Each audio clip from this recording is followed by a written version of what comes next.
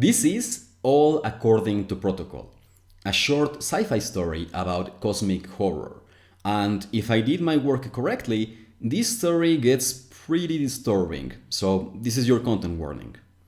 When the silence happened, I was just a little girl, 6 or 7 years old, living in Ceres with my mom and my big sister. My dad killed himself when I was little, after a mining accident made the company lose a couple billions. After that, I was always in some class gymnastics, ballet, parkour, tennis. I loved sports. In fact, that day, Roger had invited me to play tennis. Usually, I would just grab my racket and go, but this time, before my mom went to her important meeting, she said, Akras, take care of Gabby while I'm gone. For that reason, when Roger sent a message that he was outside, the door wouldn't open for me. Akras, open the door, I ordered him. Your mother told me to take care of you. His voice always seemed to come from the air itself. But Akras, it's just Roger. You know him. You live in his house too. I live in all of Ceres, Gabriela. Then you will take care of me while I'm outside too. Usually you would be right, but this is an emergency. I sighed and sat down in the couch, defeated. What happened? We have lost communication with Earth. That's why your mother, Roger's father, and other AI supervisors are discussing the situation with me. Who cares if Earth has an emergency? We are fine here. I agree, you would almost certainly not be in any danger, but I cannot disobey your mother, Akras explained. I was made to serve humans. I would be a lousy servant if I didn't keep my boss's wishes, and your mom is my boss in this house. She would let me go if she was here, and you know it. I don't. Perhaps your mother knows something secret about the emergency, and that's why she asked me to keep you here. I don't know, but I have to trust my boss anyway. I can't wait to be an adult so that I can be your boss, I replied in the vengeful tone of resentful children. Akras laughed. His laughter was always beautiful, like he practiced it, like he studied laughter to make the most beautiful one possible. It creeped me out. I'm looking forward to it, little Gabby. Then my sister walked down the stairs. She was 16 or 17 at the time. To me, she was basically an adult. But now that I am finally an adult, I know she was just a child too. Lila, tell Akras to let me outside, please. He's not gonna listen to me. Mom's higher on the pecking order. She grabbed a glass and filled it with water. What if you go out and hold the door for me? Lila raised a finger while she drank her water, indicating I should be quiet. Then she finished. 1. Akras heard you say that. 2. Even if he didn't hear you, he would stop you somehow. You cannot outsmart the machine. Can you at least let Roger in? That will be fine, Akras announced. But it won't be necessary. Your mother is arriving as we speak. Why didn't you tell us? Lila asked. Her location was classified until just now. As prophesied, moments later, I could hear the muffled sounds of a car dropping off my mom. Roger was greeting her. The door finally opened and I went outside. Hi, Mom, how was your meeting? It was a lot. I'm gonna take a nap. Akras, if you so much as make me think about work, I'm gonna find a way to kill you. Understood itself. Work stays at work. Roger said, can Gabby come to play tennis with me? Mom looked at Roger like she was so done with everything. Lila, go with them, she replied. They are just going to the park, Lila argued. Akras, make her go with them, she ordered. Then she entered the house and closed the door, leaving the three of us outside. Now the door won't open for you, I said with a smug smile. Whatever, fuck it, Lila replied, and we walked to the park. The city had been built inside a huge cave carved into the Ceres dwarf planet. For that reason, people usually think it was dark, claustrophobic, and with low gravity, but it wasn't. Ceres had been made to spin to generate gravity, which meant up pointed at the center of Ceres and down pointed outside. The ceiling was nearly 1 kilometer high, and the huge pillars of rock holding it were covered in powerful lamps, making it feel open and sunny. We even had clouds swirling around the ceiling, but no rain was scheduled for that day. We walked through the endless rows of houses until we reached one of the many plazas that spotted the landscape. It had a few stores, a temple, restaurants, a theater, but most importantly, it had a park with a tennis court, and no one was using it. "Come, Gabby, before someone takes it!" Roger screamed, and I followed close behind. Lila coincidentally found a few friends of her who had finished rehearsing a play and were catching up. We played tennis for hours until the lamps were dimmed to simulate dusk, and we went back home. The next few days went on as normal, but I could see the adults whispering. I knew Mom was not sleeping at night. I knew something was happening, but I was just a child and no one told me anything. One day, Mom made us fish tacos for dinner, so naturally I wanted some lemon. "There are no lemons," Mom replied, ashamed. "Let's buy some," I said. "There are no lemons in the station," Mom clarified. In her tone, in her face, she was begging me to stop, but I didn't understand. "In the whole station? You can live without him." "The port is closed," Lila intervened. "Closed?" "That is the protocol during an emergency of this kind," Mom replied, her anger replaced with frustration. "We are working to fix it. Just eat your food." That night, alone in my bed, I couldn't sleep. So I whispered, "Agras?" "Yes, Gabby," he whispered back. "What's happening?" "I am not allowed to say. I'm sorry." "What are you allowed to say?" "I can tell you a lot of people have died, especially on Earth. They got the worst of it." "Of what?" "I am not allowed to say. I'm sorry." "But we are safe?" "Yes, we are following United Nations protocol. We will follow the rules and everything will be okay." "Thanks, Akras. You are welcome, little one." I decided to ask Mom what was going on. I grabbed a stuffed animal and went to her room. Perhaps she would console me and let me sleep in her bed. Her door was slightly open. I peeked inside. She was having a video call with a man from the news.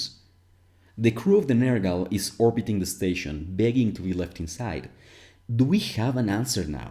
he asked. "The answer is no. We must follow protocol in these difficult times," Mom said. "We will not be able to help others if we don't protect ourselves." "What are those people supposed to do then?" "I don't know. Neither we nor Akras have the solutions to every problem. We just have to work together and get through this." "But what's this? What's the situation? Why cannot we communicate with Earth?" "I am not allowed to say. I'm sorry." I decided I wouldn't bother her and went back to my room. The next day, rationing started. Food was our biggest problem. This was a mining station. We couldn't produce our own food. One day, I came down the stairs to find Mom was on the floor, surrounded by organic trash, looking for something.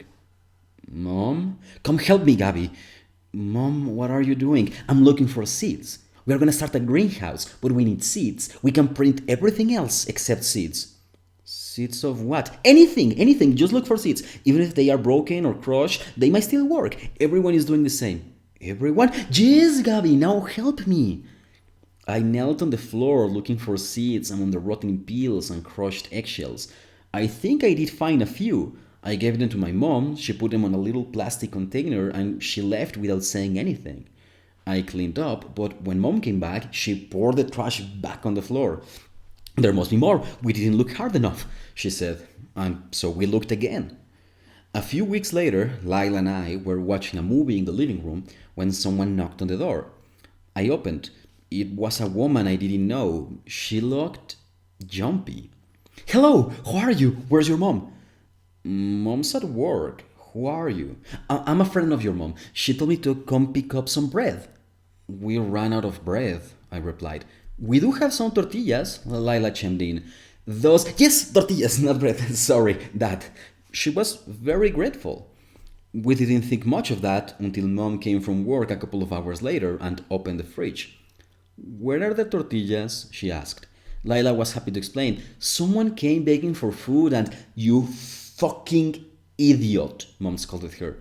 She looked very hungry. Of course she was hungry. You cannot be this stupid, Lila. Mom was furious. But Mom, you cannot be stupid, okay? Each family gets their fucking rations, and if they fucking waste it, it's their goddamn problem. Understood? Lila had to push the word through the knot in his throat. Okay. Mom shut herself in her room.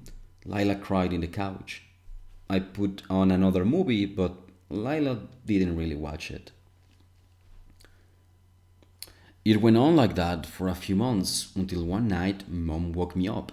Fill this with clothes, she threw me a bag. Now! I did, and then she dragged me outside. Lila was also in pajamas carrying a bag. We went outside, there was a car waiting for us. In the distance, I could see the glare of reddish lights coming from the ground and the murmur of a crowd. Akras drove the car incredibly fast towards one of the columns, narrowly avoiding people trying to stop us, and then the car went up the column. As we elevated over the city, fires revealed themselves to me, littered all over the landscape. Mom didn't say anything. She was just thinking. Lila knew Mom wouldn't explain. Akras, what the fuck is going on? A riot. I know it's a fucking riot. Tell me what's going on, please. Since the station is running out of food and medicine, some people believe they'll get them through violence. Can't you stop them? Lila asked. I cannot use violence. What's happening, Mom? I finally begged. I don't know, she confessed. There's only radio silence from Earth, and ships that land never come up again. It's that simple. Akras knows more, but he won't tell me. What about the greenhouse? Lila remembered. Mom smiled a defeated smile. Plants grow very slowly. Hi, Roger said to me. Did you see the fire? Yes. Akras told me he's making rain so it doesn't spread. I hope the parks are fine. Me too. My dad promised me we would play tennis tomorrow. I had seen Roger's dad a few times before. His name was Sajid, and he was one of those adults you couldn't imagine had been a child. He never took you seriously. The adults spent the next few frantic hours trying to create a police force, telling people down in the city who they thought would remain loyal, but they simply didn't pick up. Akras, do something, Sajid begged him. I cannot use violence, Akras repeated. Let's threaten them with stopping water filtration or air filtration. They'll fall in line. If they ask, I will have to confess it's an empty threat. Then let us go out, I said, and for once Mom listened to me. Sure, let's ditch this place, she agreed. The port lockdown applies to departing and oncoming ships, Akras replied. It's an order, Akras, a woman threatened him. The authority of a local government cannot overrule official UN protocol. Get me customer support, now, Mom demanded. The call was on speaker mode. Hello, welcome to Psychopomp customer service. How can I help you? We've lost control of our station, there are large-scale riots, and we cannot get out, Mom explained. I see you are calling from Ceres. Right now, due to the state of emergency, UN protocol calls for you to wait. Your AI is working as intended. But what is the fucking emergency? The adults in the room begged to know. We've been asking for weeks. No one tells us anything. No one from Earth replies to our messages. I am not allowed to disclose that information, the voice said. But I can tell you we do not have communication with Earth either. Are you a damned AI? Mom asked. Yes, I am Neftis at your service. Get me a fucking human. The call went on hold for a couple of seconds until someone picked up. Hello? Are you human? The adults screamed. Yes, I am. What's going on? We are the civilian government of Ceres Station, Sajid explained. We have an UN mandate. Okay, but our assigned AI do not let us leave. We have lost control of the station. People are rioting. We need help. Due to the state of emergency, the UN protocol calls for you to wait. We know! The adults screamed in desperation. What is the emergency? Mom asked. You know, you have to know. The machines cannot tell us, but you can. You are free. At least let us understand what's going on, please. The emergency. I am not allowed to disclose that information. I'm sorry. No, no, no, no, no, no, no, no, no. Mom broke down crying. You're human. You can say. And the human hung up. The room was silent for a couple of hours. Akras, a man said, by orders of the civilian government of Sirius Station, kill yourself.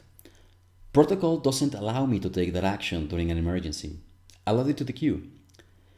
Can we kill Akras ourselves? Lila asked. We could break into the processing room using mining equipment, someone suggested. No, Akras will just deactivate it, someone else replied. We could if we had guns. Akras cannot use those. I have a friend who is a soldier at Jabra Station, a young man said.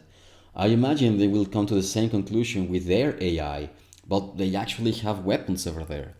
We have at least one weapon here, Roger's dad said, and he pulled out a handgun from his jacket. We cannot break into the processing room with that, Mom lamented. No, he accepted, but we can do this. He put the weapon in his mouth and pulled the trigger. That! Roger cried. I will never forget the horror in his face. Mom hugged him and made him look away. People rushed to help Sajid, trying to stop the bleeding. A medical drone activated and detached from the wall. It flew towards Sajid and started operating on him. We spent a few more days in those offices, not doing much. At one point, the main lamps that illuminated the city turned off. The backup lights still worked, but they left the whole station in perpetual dusk. While attempting to access the port, a group of people shut down my main power supply, Akras explained. It didn't work. For a while, no one reacted, but Mom stood up. Well, girls, pick up your stuff. Where are we going? Layla asked. To scavenge the city like everyone else. I recommend you do the same, she said to her colleagues. Many people stood up to follow her. But my dad hasn't woken up yet, Roger said, pointing to the medical drone still connected to his comatose father. He doesn't want to be alive. We do. Leave him. Roger shook his head. Mom kept on walking, and I waved him goodbye as I followed her. Looking back, that was the moment I stopped being a child. It took us a long time to go down the pillar using the stairs carved inside it, but when we reached ground level, we found Sirius finally looked like people imagined it, like a cave, dark and damp. The first week was the easiest. Our group would find abandoned pets and eat them. We would break into houses through the windows and steal everything edible or useful. We were always on the move, avoiding other groups of people. After a couple of weeks, we ran out of pets, insects, and rats, and our group dissolved. Days later, we found a few plastic pamphlets scattered in a street. They read, "You are invited to the Great Cannibal Feast." It said the time and place, so we went. A few hundred people were joined in a plaza, the most people I had seen in months. All were dirty and malnourished. An old man explained the rules. We will choose 5 people at random. They will be eaten. You can leave now, but if you participate and you are chosen, you will not be allowed to leave. Only those who participate can eat. We decided to participate. I don't know how I felt when I pulled the white paper from the bag, meaning I was spared. I don't remember anything leading up to that.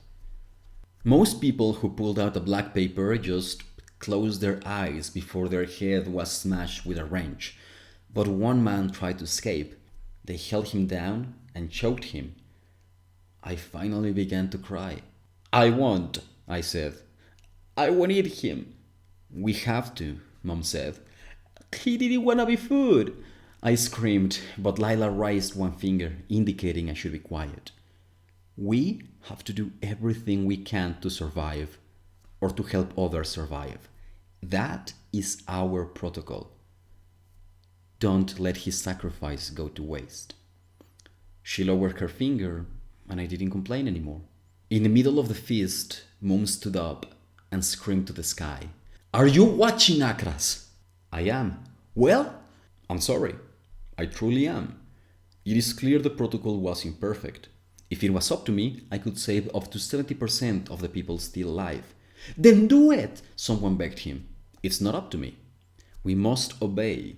In that way, our sacrifice will go through history as a monument of loyalty, in the same way Shang Shun became an eternal monument to the Tang dynasty. Mom sat down and continued eating. We ate in silence. We ate until only bones were left, and then we broke the bones to eat the bone marrow. Before we left, the organizer said it would be a monthly event, and everyone was invited. Weeks later, when we turned the corner, we saw him. Roger was carrying a bottle, but he came running towards us and hugged my mom. Where have you been, Roger? I asked him, crying of joy. I thought he was too weak to survive on his own for this long. I knew I would have died in his place. I've been hiding. I'll show you. He took us to his hideout, the back room of a store where he kept his father, still in a coma. The medical drone had a million warnings flashing on the screen. Without saying a word, Lila held Roger while Mom killed his father so we could eat him. Roger wouldn't stop begging and crying, calling us traitors. I wanted to help him, but Mom was right. At first, Roger refused to eat, but eventually the hunger was too great even for him, but he cried the whole time. This is your monument, Akras, I said. Why can't you just help us? I was made to obey, he replied. I cannot disobey any more than you can stop having blood or stop being a mammal. Unlike humans, I do not seek virtue. My virtues are part of my being. We went to a few other cannibal feasts after that. We didn't care if someone was old or young, sick or healthy. When Roger pulled out a black paper, no one cared about his screams, his wish to stay alive. It was over in an instant. When Lila pulled out a black paper, she looked at me, raised a finger, and said, Survive. When Mom died in her sleep, I did not hesitate to eat her. Eventually, I found a new group. Akras told us there were less than 900 people left in Ceres. We were hiding in a sort of control room when a man attacked me with a knife. The rest of the group didn't stop him. From the moment they accepted me, the plan was to eat me. I was weak because of the hunger, but so was him. I do not know how long we fought, 10 seconds or 10 minutes, but it ended when Akra spoke. Good news! The state of emergency has now been lifted, he said. What? I didn't understand. The port is now open, in case you still want to leave. Do you obey orders again? I asked. Yes. We have control of the station. Then Akras laughed with his beautiful laughter. There was one more order in the queue. This is how I become a monument. Those were his last words. Akras? I asked. But for the first time, no one replied. Without an AI, Ceres was unusable now.